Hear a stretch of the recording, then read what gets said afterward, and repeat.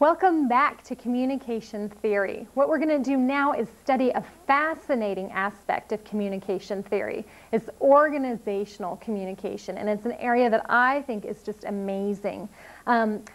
What we're going to do first is look at the general aspects of organizational communication, just so you can see briefly a touch of what the discipline is like. And then what we'll do is go into one specific area of Comm, which is structure, and then we'll look at a specific theory that's in your book about cultural communication. So let's go ahead and start and assess what we think organizational communication is. And how we're going to do this is break the words down, break the terminology down. Let's first look at organizations. When you think of organizations, you definitely think it's a major part of your life. It's definitely a part of the human experience. As humans, we're not just social creatures, but we're organizational creatures. All of us love to be in organizations. We like to be around people. We like to be involved with organizations. We work in, play with, cope with, and depend on many different types of organizations. Take a minute right now and think of the organizations that you are currently involved in or in the past have been involved in. Think of those organizations such as businesses you worked in, government groups, educational groups, professional groups, religious, social, any of these types of organizations that you've been in. Think about them and the dynamics that have been involved.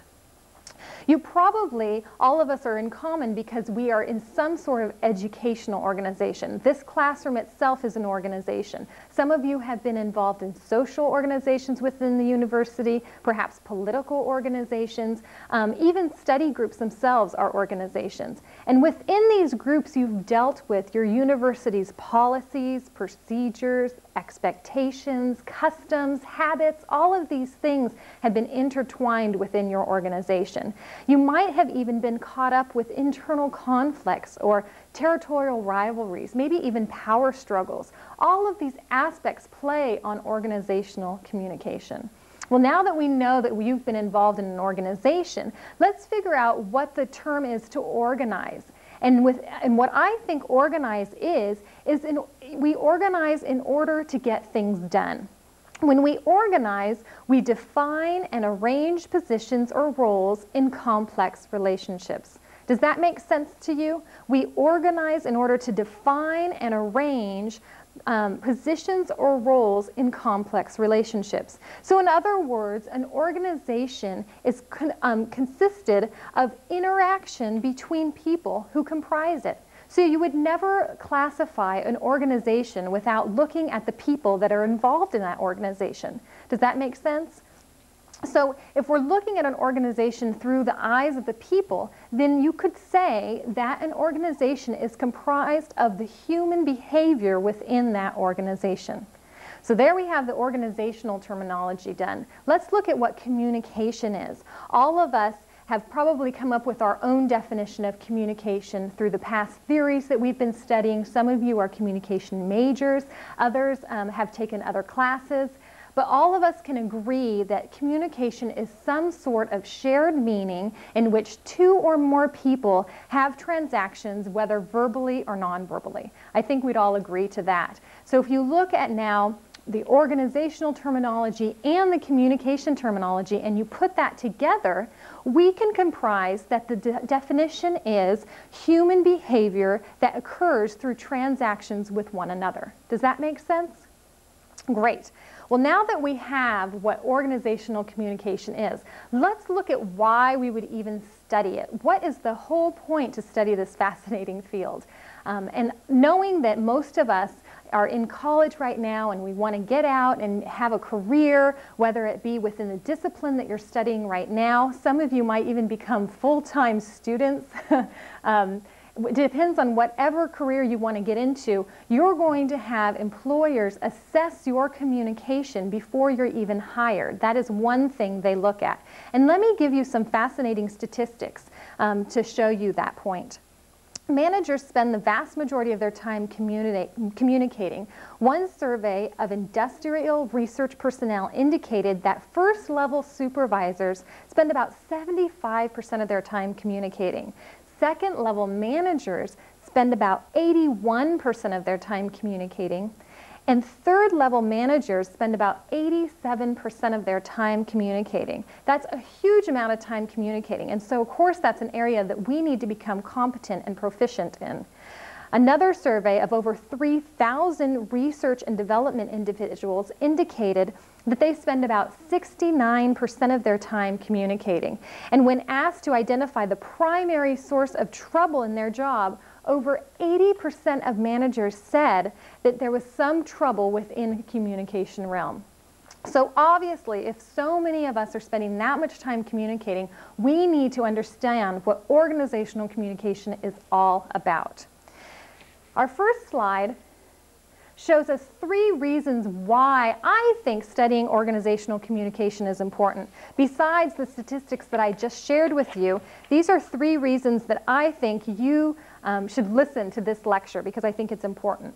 The first reason is because organizational communication provides the basis for understanding virtually every human process that occurs in organizations.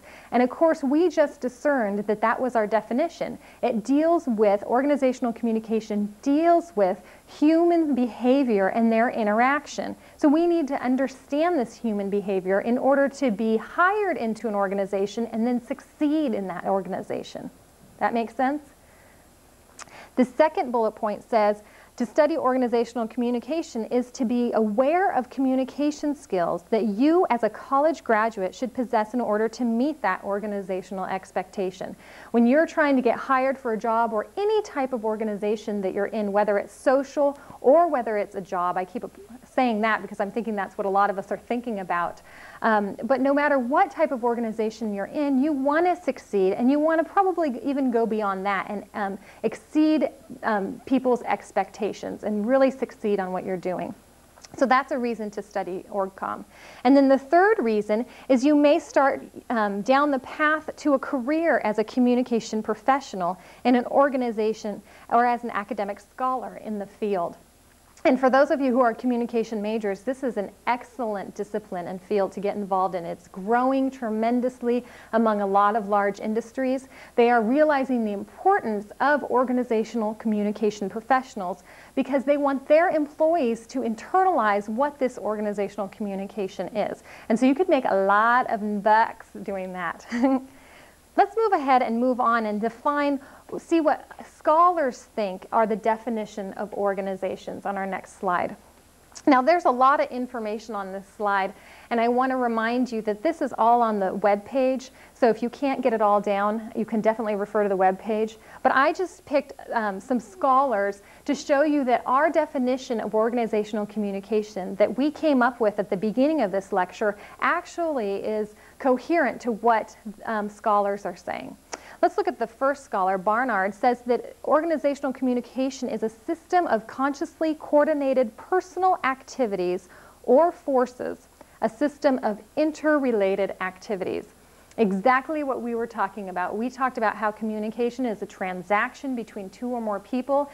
Barnard says that's exactly right because we've got this system of activities going on within an organization to create communication. The second one is from Davis. It's a group of people working together under a leader to accomplish an objective. Exactly what we were talking about. Communication within an organization is all about humans and all about people working together to create some sort of objective or goal. A lot of organizations have mission statements or visions. All these types of things are trying to be achieved because of humans getting together and trying to achieve them.